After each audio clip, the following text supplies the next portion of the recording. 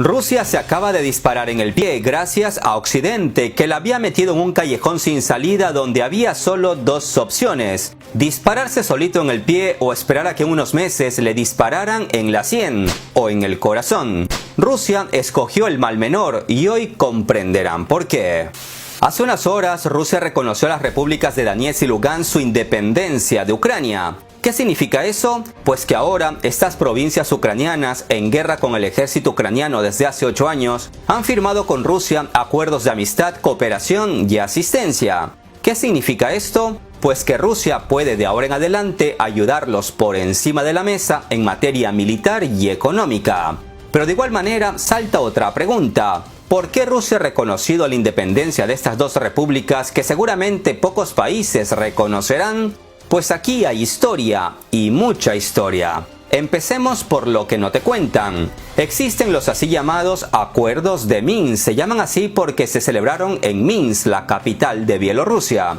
Estos acuerdos fueron firmados por Ucrania, Rusia, Francia y Alemania, a fin de resolver el conflicto ucraniano, que empezó cuando los gobernantes de Donetsk y Lugansk no reconocieron el sangriento golpe de Estado en Ucrania en el 2014, orquestado más que nada por Estados Unidos. Pues bien, Ucrania se comprometió en estos acuerdos firmados a llegar a un acuerdo con estas dos provincias, pero lo único que ha hecho es atacarlos, muchas veces con armamento pesado. Esto es una clara violación de los acuerdos alcanzados, pero ni Francia ni Alemania son capaces de decirle algo a Ucrania. Callan porque la idea no es pisarle la cola a Ucrania, sino pisarle la cabeza al oso. Pese a haber firmado estos acuerdos, el presidente ucraniano, mientras está en Ucrania, dice que no van a cumplir esos acuerdos, pero cuando se reúne con líderes europeos, dice que sí los va a cumplir.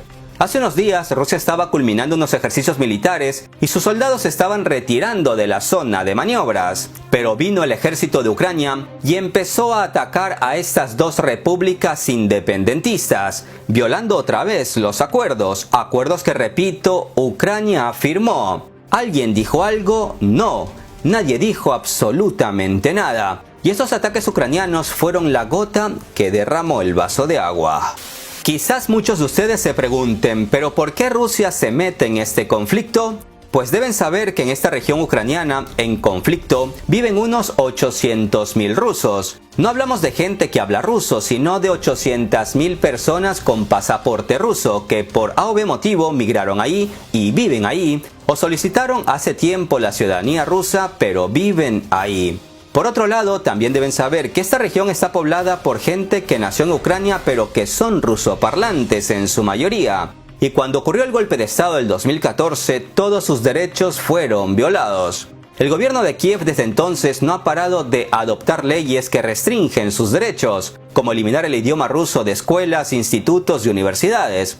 Al tiempo que nacionalistas ucranianos atacan a empresas rusas que desde hace mucho tiempo operan legalmente a lo largo y ancho de Ucrania. Para Ucrania, Donetsk y Lugansk son simplemente un territorio dentro de su jurisdicción, pero para Rusia, esta región conocida como Donbass está poblada por miles de ciudadanos rusos y por miles más de rusoparlantes, a quienes Ucrania quiere limitar sus derechos, si es que no anularlos. Desde Rusia lamentan que Occidente, con Estados Unidos a la cabeza, haya logrado que dos pueblos hermanos como Rusia y Ucrania se peleen, y han logrado que los residentes de Donetsk y Lugansk se conviertan en los chivos expiatorios perfectos para llevar a cabo un plan antirruso.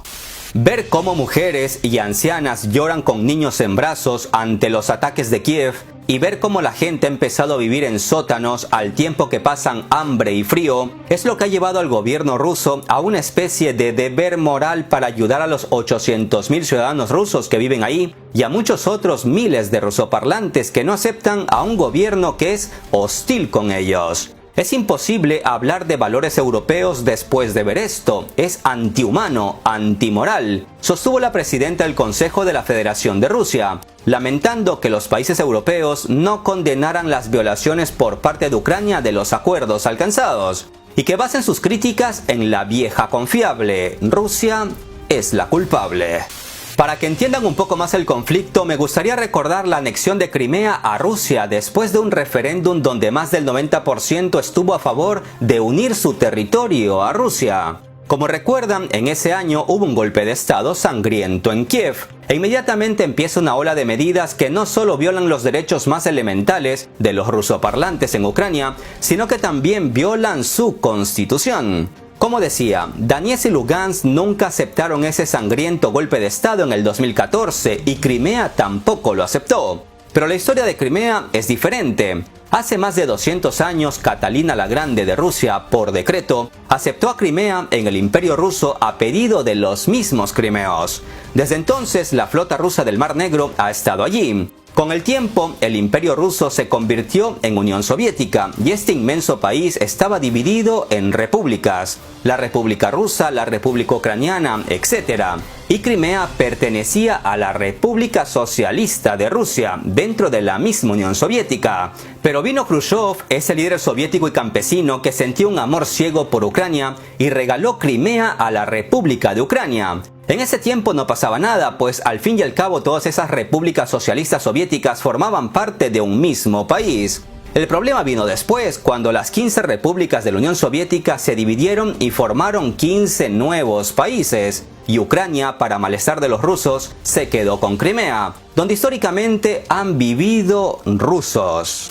Crimea es un territorio estratégico. Tras la caída de la Unión Soviética, los crimeos vivieron tranquilos hasta que llegó el sangriento golpe de estado en el 2014 y se encontraron ante un dilema. O tomaban las armas y se oponían al gobierno golpista de Kiev como lo hicieron en Donetsk y Lugansk, es decir, se iban a la guerra, o hacían un referéndum pacífico para anexarse a Rusia, territorio al que históricamente siempre pertenecieron. Ellos decidieron irse por la vía pacífica, que además está avalado por el derecho internacional, pues la misma ONU, las Naciones Unidas, reconoce el derecho de los pueblos a la autodeterminación. No fue que Rusia invadió Crimea y se adueñó otra vez de este territorio, no. Rusia simplemente los acogió en su regazo tras el referéndum, algo que no ocurrió con Donetsk y Lugansk, donde también hicieron sendos referéndums y quisieron anexarse a Rusia, pero Putin les dijo: estimados amigos, esto no funciona así. Rusia, en teoría, pudo hacer lo mismo que hizo con Crimea y recibirlos con los brazos abiertos, pero la historia es diferente. Así que Putin abogó por resolver este conflicto de forma pacífica. En eso han estado trabajando desde el 2014-2015 con Francia y Alemania. Como dije, se han firmado los acuerdos de Minsk entre Ucrania, Rusia, Francia y Alemania, pero Ucrania no cumple con esos acuerdos y toda Europa calla. Lo único que saben decir es: toda la culpa es de Rusia. Pero volviendo a la actualidad, lo repito otra vez, todo este conflicto en torno a Ucrania se estaba resolviendo hace unos días. Rusia empezó la retirada tras sus ejercicios militares, Ucrania prometió a Francia y Alemania cumplir con los acuerdos, pero en lugar de cumplirlos, empezaron a bombardear a Donetsk y Lugansk. Estas dos repúblicas pidieron a Rusia reconocer su independencia porque ya no aguantan más, y Rusia debía decirle si sí o si no. Así que Putin se reunió de urgencia con su Consejo de Seguridad, donde todos aconsejaron a Putin reconocer inmediatamente la independencia de Donetsk y Lugansk de Ucrania. Me gustaría dejar un fragmento de cómo Putin inició el diálogo con sus consejeros. Resume en pocos minutos lo que ha estado ocurriendo en Ucrania desde hace 8 años. Nos hemos reunido para discutir la situación que se desarrolla hoy en las provincias ucranianas de Donetsk y Lugansk. Permítanme recordarles lo que ha sucedido allí, cómo se desarrolló la situación, aunque ya conocen todo muy bien. Resumo el panorama para que nos ayude a tomar decisiones adecuadas. Después del golpe de estado en Ucrania en 2014, parte de la población del este del país no aceptó este golpe de estado. Permítanme recordarles que fue un golpe de estado inconstitucional y sangriento, porque durante estas revueltas murieron muchas personas inocentes. Fue de hecho un golpe armado y esto nadie lo discute.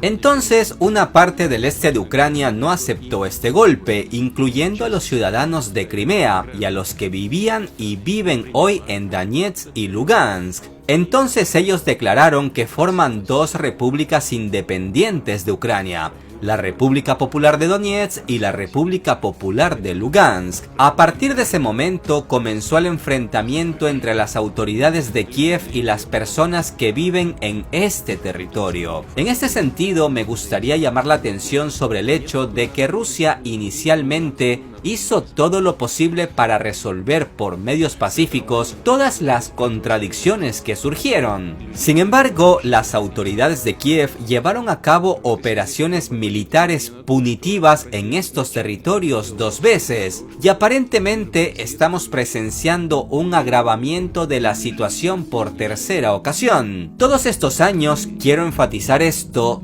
todos estos años se han estado burlando de las personas que viven en estos territorios, bombardeo constante, bloqueos, etc. Como saben, las personas que viven en territorios cercanos a la zona roja del conflicto se vieron obligadas a mudarse a sótanos y allí viven con sus hijos. En el curso del proceso para calmar esta situación, surgió un plan de arreglo de paz que se llaman Acuerdos de Minsk, ya que, como recordarán, nos reunimos en la ciudad de Minsk. Pero partiendo del accionar de Kiev, todo indica que las autoridades de Kiev no van a cumplir los acuerdos de Minsk. Es más, ya lo han declarado públicamente muchas veces, tanto al más alto nivel estatal como al nivel del Ministerio de Relaciones Exteriores, al nivel del secretario del Consejo de Seguridad, etc.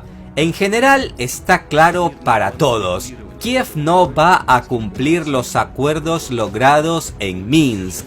Sin embargo, Rusia ha hecho y sigue haciendo esfuerzos por medios pacíficos para resolver todos los momentos difíciles y trágicos en el desarrollo de los acontecimientos. Pese a todo, seguimos teniendo los mismos problemas. Nuestro objetivo, el objetivo de nuestra reunión de hoy, es escuchar a nuestros colegas y determinar nuestros próximos pasos en esta dirección, teniendo en cuenta los llamamientos a Rusia de los líderes de la República Popular de Donetsk y la República Popular de Lugansk, que nos solicitan reconocer su soberanía. El uso de Ucrania como instrumento de confrontación con nuestro país, con Rusia, plantea por supuesto una amenaza grave, muy grave para nosotros. Es por ello que en los últimos meses hemos intensificado nuestro trabajo con nuestros principales socios en Washington y la OTAN, para eventualmente acordar estas medidas de seguridad y asegurar el desarrollo de nuestro país de manera tranquila, próspera y en condiciones de paz. Para nosotros, esta es la tarea número 1. Esta es una prioridad para nuestro país, no la confrontación, sino garantizar la seguridad y las condiciones para el desarrollo. Pero por supuesto, debemos entender las realidades en las que vivimos. Y como he dicho repetidamente, si Rusia enfrenta una amenaza como la admisión de Ucrania en la Alianza del Atlántico Norte en la OTAN, entonces las amenazas para nuestro país se multiplicarán por muchas veces, porque existe el artículo 5 del Tratado sobre la creación de la OTAN, del que se desprende que todos los países de la alianza deben luchar del lado de uno de sus miembros si éste se ve envuelto en un conflicto armado. Pero como nadie reconoce la voluntad de los residentes de Crimea y Sebastopol, o sea que ya forman parte de Rusia, y Ucrania insiste en que este es su territorio, tenemos una amenaza real de que comenzarán a conquistar Crimea por medios militares. Y esto lo dicen abiertamente en documentos, y dado ese caso, entonces todo el bloque del Atlántico Norte se verá obligado a sumarse a un conflicto contra Rusia. Algunos países de la OTAN están en contra de que Ucrania se convierta en miembro de la alianza. Sin embargo, a pesar de que están en contra, en 2008 en Bucarest firmaron un memorando donde abrían la puerta a Ucrania y Georgia a la OTAN. Cuando les pregunto por qué lo hicieron si supuestamente estaban en contra, no me dan respuesta. Lo hicieron bajo presión de Estados Unidos. Esa es la respuesta. Pero si tomaron una decisión bajo la presión de los Estados Unidos de América, ¿quién nos puede garantizar que no darán otro paso bajo la presión de Estados Unidos? No hay tales garantías. No existen esas garantías en absoluto, porque Estados Unidos renuncia fácilmente a cualquier acuerdo, a cualquier documento que firme. Por eso, al menos algo debería ponerse por escrito y registrarse como un acto jurídico internacional. Pero hasta la fecha, tampoco podemos ponernos de acuerdo con esto. Acto seguido, Putin dio la palabra al ministro de Asuntos Exteriores, al ministro de Defensa, al primer ministro y a otros altos cargos del gobierno. Todos dijeron que Rusia debería reconocer a Donetsk y Lugansk como repúblicas independientes de Ucrania. Para ello citaron innumerables motivos. El tema central es que Rusia le pide a la OTAN no expandirse hacia las fronteras rusas y deje de coquetear con Ucrania para aceptarla en esa alianza militar. Porque si Ucrania llega a formar parte de la OTAN, una guerra entre Rusia y la OTAN está casi garantizada, ya que Ucrania intentará reconquistar Crimea y la OTAN debe cumplir sus propias reglas que rezan que deben meterse en la guerra si un miembro se encuentra en una. Pero en la OTAN no quieren dar garantías de seguridad a Rusia. Que sí, que yo entiendo que un país soberano debe poder tomar sus propias decisiones y que si Ucrania quiere unirse a la OTAN, Rusia no debe por qué meterse. Es verdad, en parte, porque el error de Rusia fue no haber firmado un documento con la OTAN cuando hace 30 años le prometieron no acercarse hacia las fronteras rusas. Fue un grave error no dejar esas promesas por escrito y con sus respectivas firmas. Ahora la OTAN se hace la loca diciendo que nunca prometieron nada y que pueden hacer lo que les plazca en Europa. Teniendo en cuenta esto, Rusia se encuentra ante un dilema: no hacer nada y permitir que Ucrania se una a la OTAN, con lo que la seguridad nacional de Rusia se vería amenazada y hasta verse envuelto en unos meses en una guerra con la OTAN, lo que sería la Tercera Guerra Mundial, o evitar que Ucrania se una a la OTAN y evitar así una hipotética Tercera Guerra Mundial, en unos años o en unos meses. Lo más fácil es firmar un documento donde la OTAN garantice que ya no se va a acercar más a las fronteras rusas y que no permitirá el ingreso de Ucrania a la OTAN, pero el problema es que ellos no quieren dar esas garantías. El tiro que se acaba de dar Rusia en el pie es reconocer a las repúblicas de Lugansk y Donetsk y en breve recibir toda una gama de duras sanciones por parte de Europa y Estados Unidos. Al reconocer la independencia de Lugansk y Donetsk, Rusia también se compromete a ayudarlos a defender ese territorio, al tiempo que se presiona a Kiev para que se comprometa a no ingresar a la OTAN. De lo contrario, Lugansk y Donetsk, con el apoyo de Rusia, se lanzarían a Kiev. Eso no lo han dicho, eso yo me lo imagino. Deben comprender, estimados amigos, que si Rusia no hace esto y permite la entrada de Ucrania a la OTAN, estaríamos hablando en unos años de una tercera guerra mundial, si es que no es en unos meses, donde la OTAN dispararía sin piedad al oso y esta vez no sería en el pie. El presidente ruso explicó en 2 minutos al presidente francés Emmanuel Macron la posible guerra que se puede dar entre Rusia y la OTAN. Atentos a sus palabras. ¿Por qué es tan peligrosa la posible admisión de Ucrania en la OTAN? Hay un problema clave que deben entender. Los países europeos, incluida Francia, consideran que Crimea es parte de Ucrania, mientras que nosotros creemos que Crimea es parte de la Federación de Rusia. ¿Y qué pasaría si Ucrania intenta cambiar esta situación por medios militares? No olviden que los documentos doctrinales de Ucrania afirman que Rusia es un enemigo y que para ellos es posible la conquista de Crimea por medios militares. Imaginen que Ucrania es miembro de la OTAN. El artículo 5 no ha sido derogado. Por el contrario, el señor Biden, presidente de los Estados Unidos, dijo recientemente que el artículo 5 es un imperativo absoluto y se implementará en cualquier caso. Esto significa que si Ucrania se une a la OTAN, habrá una confrontación militar entre Rusia y la OTAN. ¿Deberíamos nosotros ir a la guerra contra la OTAN? Esto lo pregunté hace poco, pero también me gustaría preguntarles, ¿de verdad quieren ustedes pelear con Rusia? Pregunten a sus lectores, espectadores y usuarios de sus cuentas de redes sociales si quieren que Francia pelee con Rusia, porque si Ucrania se une a la OTAN, esto es lo que sucederá.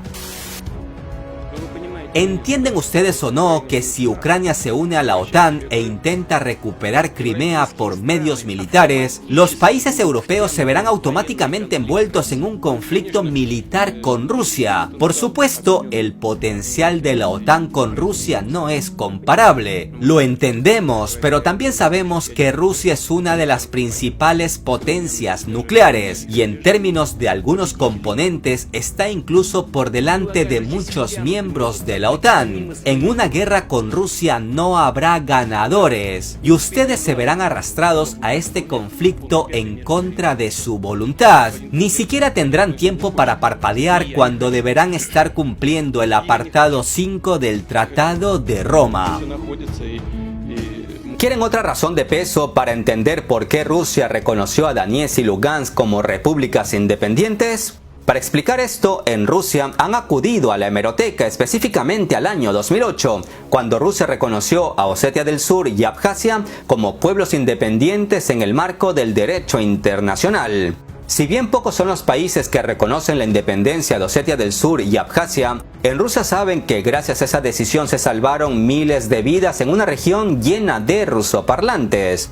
Cuidado cuando vean videos de otros canales sobre este conflicto, porque dicen Rusia atacó a Georgia, cuando la realidad es que Rusia se defendió de Georgia. Y aunque la situación actual en torno a Ucrania es más compleja y los rusos saben que serán atacados con duras sanciones y bloqueos, consideran un deber moral salvar la integridad no solo de los 800.000 rusos que viven en Donetsk y Lugansk, sino de todos aquellos ucranianos que por cultura e idioma son rusos en realidad. En Rusia saben que la abrumadora presión internacional a la que se verán sometidos es incluso mayor que en el 2008. Pero así como resistieron en el 2008, deberán resistir ahora, porque de lo contrario, el asunto se puede convertir en una guerra a gran escala. Si la OTAN dejara de coquetear con Ucrania y la comunidad internacional obligara a Ucrania a cumplir con los acuerdos que ellos mismos firmaron, todo sería diferente.